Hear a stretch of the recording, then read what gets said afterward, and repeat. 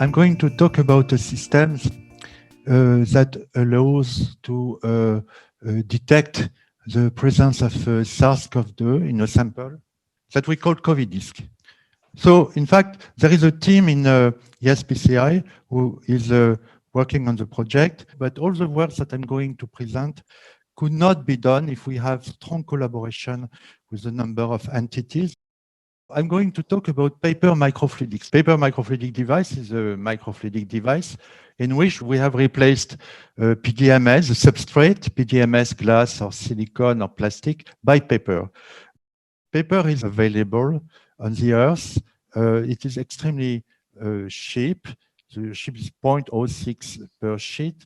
And also, you do not need any pump because capillary is doing the work, the job for driving the fluid inside the paper matrix. And if you can burn the paper, there is no contamination. Indeed, some people say that using paper in the field of diagnostic has been done for decades for pregnancy tests, for instance, for immunoassay. But what's new, in fact, is that we can create a microfluidic device directly on the paper. And a simple way to do that is to take the paper sheet and print with a wax printer a drawing. For instance, here we can see the tree. And when you do that, then you are depositing small lines of wax above the paper. And if you melt them, then you create a barrier that are hydrophobic and that prevent the fluid to cross the barrier.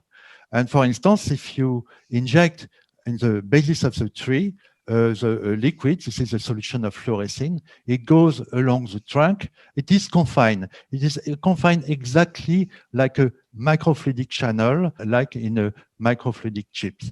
And this capability to confine the fluid, to drive their movements, their trajectories, gave rise to a lot of new capabilities. In particular, we could perform virologic or molecular tests on paper. A standard virologic test on paper includes several operations. It's not that simple at all. These are a number of steps that can be integrated on a paper thanks to progress in microfluidic paper technology. You have two sheets of papers that you can fold. So on the first part, you prepare the sample, you extract the DNA, the nucleic acid. So this is a membrane, silicone membrane. You inject the red droplet, which is a sample. So the sample is going through the membrane. Then you capturing the nucleic acid. Then you rinse. This is a drop blue. After rinsing, you have essentially in the membrane the nucleic acid. And then you fold the paper. You bring the blue part onto the cross. And then you elute and you disperse the nucleic acid in the cross. And at the edge of the cross, you find wells. On the wells, you have a freeze-dried product, the reagents that are necessary for the amplification. Then you get signals that you can visualize.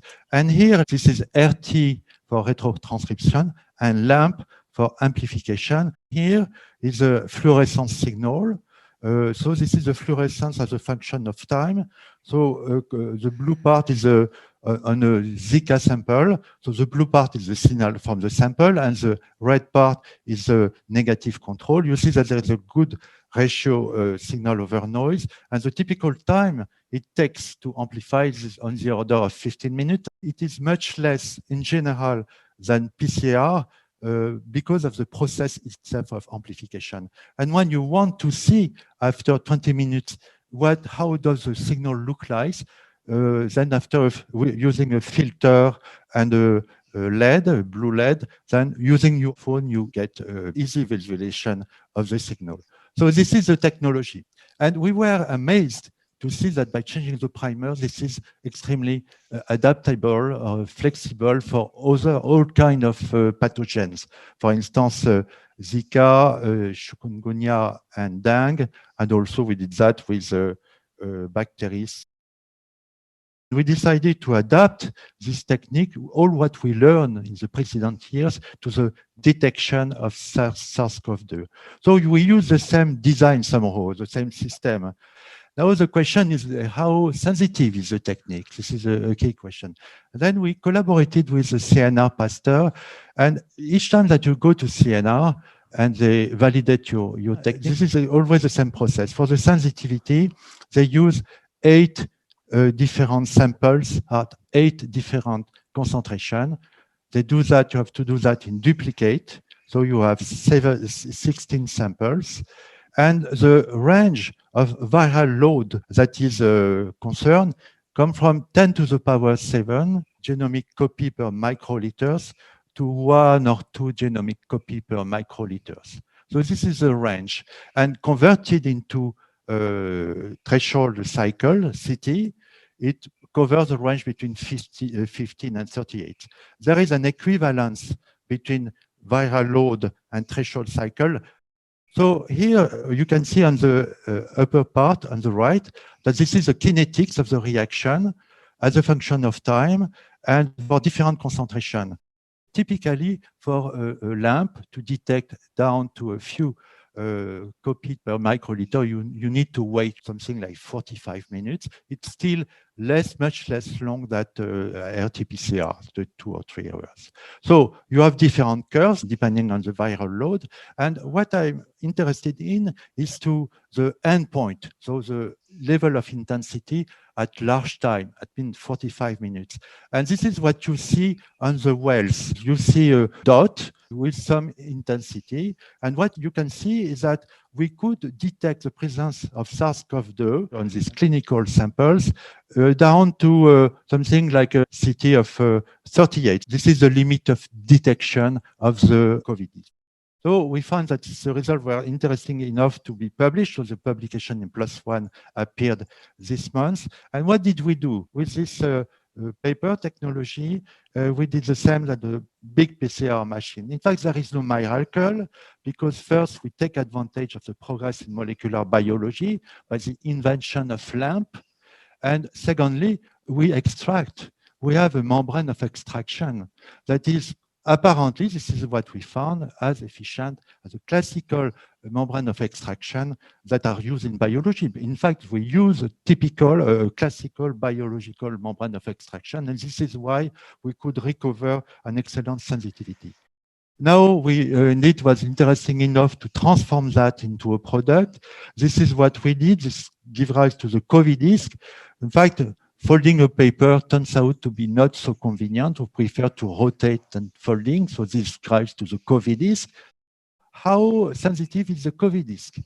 We see on this graph that we can detect about 3 genomic copies per microliter. This is comparable to the best sensitivity that we can extend and comparable to PCR.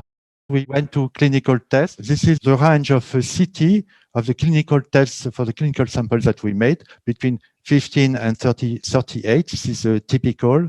And we used the COVIDISC and compare. So these are the yellow bar that we compare to the PCR results obtained in Balanger, and we find an excellent agreement. You see, each time that we detect one sample in the range up to 30, we detect it also on COVIDISC.